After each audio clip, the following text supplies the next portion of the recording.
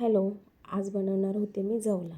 जवल्यासाठी कांदा कापून घेतला, तो तेलामध्ये परतवला, त्याच्यामध्ये टोमॅटो देखील टाकले मी.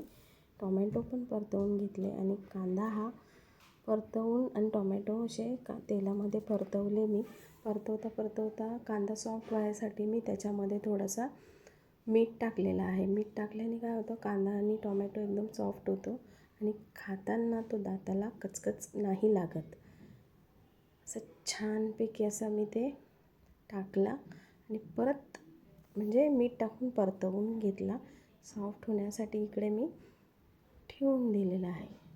परतवून आणि सॉफ्ट व्हायला ठेवला आणि मी इकडे जवला धुवून घेतला छान असा. 2 पाण्यात धुतलेला आहे मी.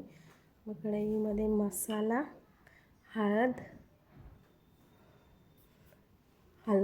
मसाला टाकून परतवला आणि थोडंसं पाणी देखील टाकलं त्याच्यामध्ये आणि मग धुतलेला जवला टाकून जवला परतवता इकडे कोथिंबीर कापून घेतली.